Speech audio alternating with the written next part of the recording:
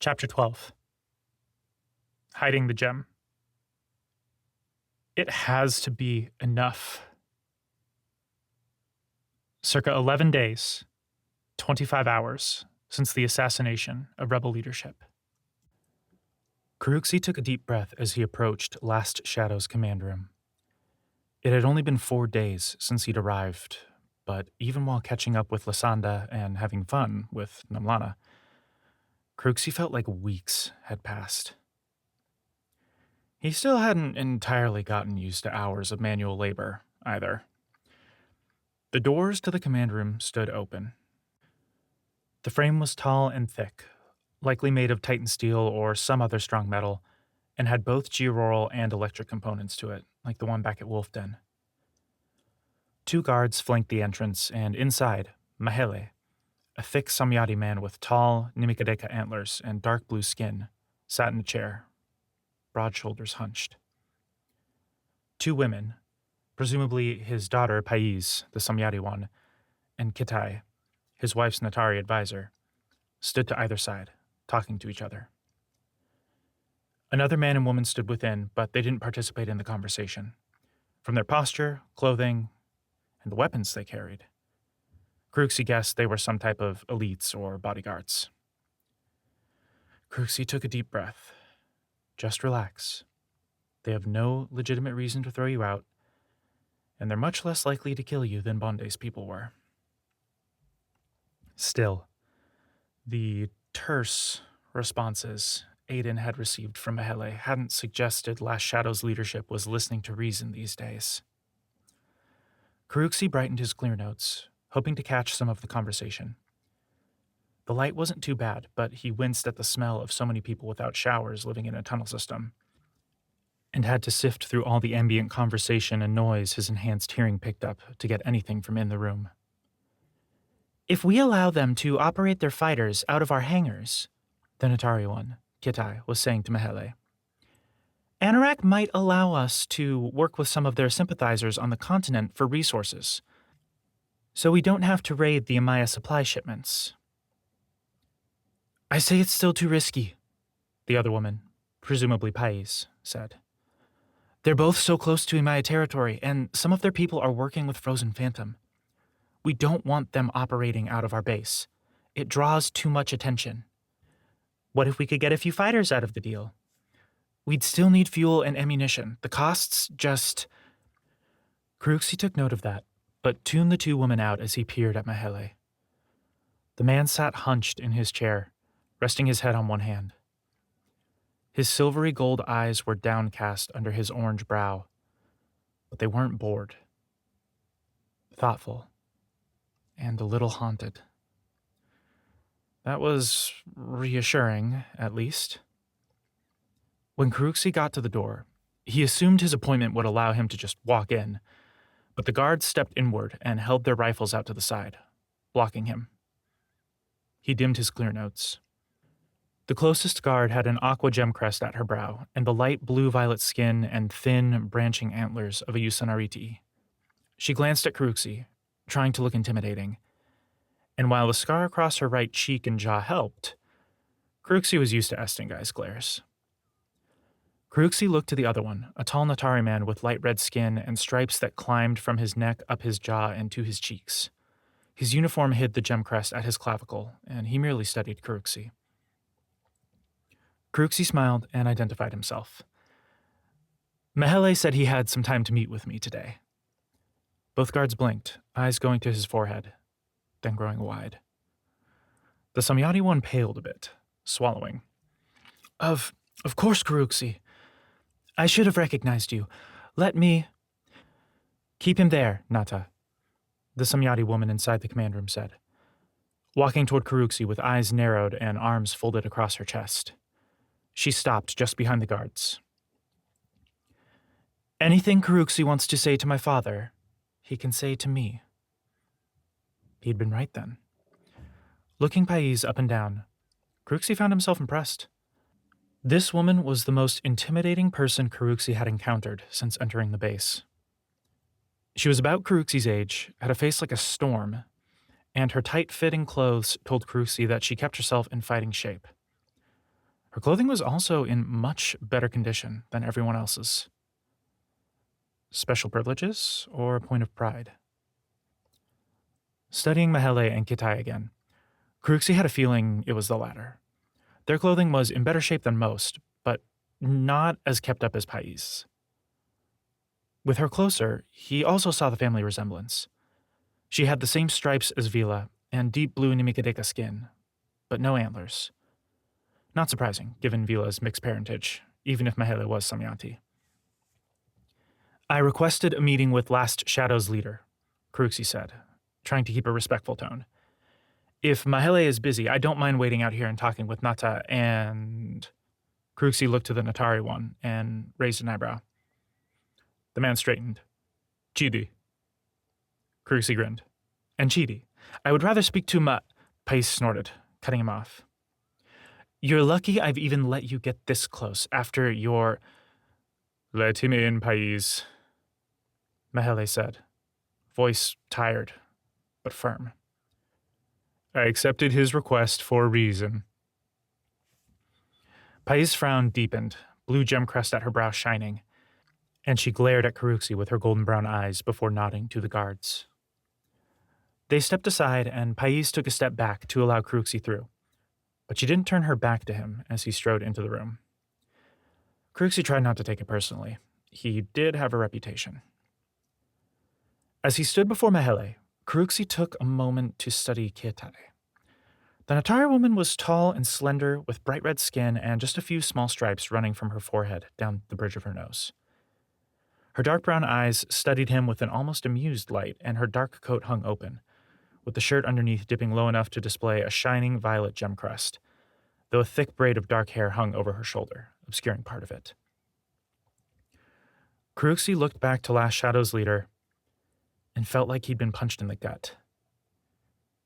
He'd seen the pain in the man's eyes before, but now that Mahele looked directly at him, that pain was more raw. It seemed almost a physical thing, coiling around Karuxi's chest. Daring a glance at Pais as the young woman moved to stand closer to her father, Karuxi saw that same pain in her gaze, though anger and suspicion overshadowed it. This wasn't what he'd expected. Looks like Pais is the one behind the vehement refusal to work with us. From what she'd said earlier, it seemed like the rumors about Estingai having something to do with the faction heads' deaths were in Last Shadow as well, and they'd reached Pais. They probably started here. Swallowing the lump in his throat, Karuxi turned back to Mahele, rethinking his tactics. Thank you for meeting with me. Before anything else, I wanted to offer my condolences. I don't know the pain of losing a partner like you have. He turned his gaze to Pais. But I know what it's like to lose a parent. If there is anything I can do, like leave, Pais challenged, and go back to your own people? Pais, Mahele said, throwing his daughter a pointed look that made her adopt an expression a hair away from a pout. The leader's heavy shoulders rose and fell as he let out a deep sigh. Forgive my daughter. We've all been under a lot of stress lately. Karuxi nodded, hiding a smile. I can sympathize. He knows his daughter is emotional. I don't have to cater to Pais as much. Mahele studied him for a moment. You avoided being taken to me when you arrived here. Why? If your aim was to meet with me. Karuxi frowned. I wasn't ready yet. I wasn't sure what I wanted to say yet. I needed to get away from Wolfden, though. Estingai was asking too much of me too soon. Mahele raised an eyebrow. And so you thought I would welcome someone who shirks their duties? Of course not. I've been staying with a few friends I have among your people, and I had them put me to work every day since I've arrived. It's the kind of work Estingai wanted me to do that I wanted no part in. There are people better suited to that. And Estingai doesn't know to put those people on that work instead of you? Kitai asked. Kruxi shrugged. Can you blame her for having some trust issues, given the circumstances? He turned back to Mahele. If you let me stay here, I'll do the work, and I'll even fight and protect you against the Amaya if needed. Go on raids. I just don't want to be responsible for everyone in an entire base. Mahele frowned at that, and Kruxi worried he'd miscalculated. Then the man took a deep breath. It's not a burden everyone's suited for. He met Kruxi's gaze. Is that why you wanted to meet with me? To make sure I'd let you stay here? Kruxi shook his head. I honestly wanted to offer my condolences and see if there was any help I could provide. Losing my brother led to a falling out between me and Estingai, and it's shaken most of Frozen Phantom. I've been here a few days, and I see similar signs of frayed nerves and a lack of direction. My friends and some of the people I worked with just seem to be going through the motions. They do what they do because it's familiar, but they don't seem to have any hope. He hesitated, looking between Mahele and the two women. I know it isn't my place, but I wanted to ask if you have any plans after... You're just here working for Estingai, Pais said. Leave now, before I have the guards... Mahele raised a hand and Pais' mouth snapped shut. He held his daughter's gaze for a moment, then turned back to Kruxi. I've entertained this meeting and your presence in my base, only because you are Koyotere and Aitepri's son, Mahele said. And they gave everything for us. That does not mean you've earned my trust, however. Living as we do, it changes people. Then let me start, Kruxi said. He wanted to brighten his yellow nodes for a bit of luck, but Pais, at the least, would notice that and know he was up to something. Next Aurora Day, he said, looking between the three of them, the Amaya will send another train of supplies through Atonga. One of its stops will be Memphoso, a mining town alongside the railroad. Kitai cocked her head. That's near Iron Peak's base, isn't it? Kruxi shrugged. Near one of the tunnels they connected to their base. I don't know if Estingai is going to try and hit the train, but if she does, there are some sympathizers in the town that will help secure extra resources for us while the Amaya is distracted. Kruxi studied Mahele and the other two. The widower and Kitai looked thoughtful, while Pais looked shocked rather than suspicious for once. That seems like very privileged information, Mahele said slowly. What do you hope to get out of sharing it with us? Trust, Kruxi lied. I'm hoping you'll give me a chance, and maybe you'll give Estingai a chance as well. Mahele raised an eyebrow, and Pais' expression darkened. She and I may not be getting along at the moment, he said.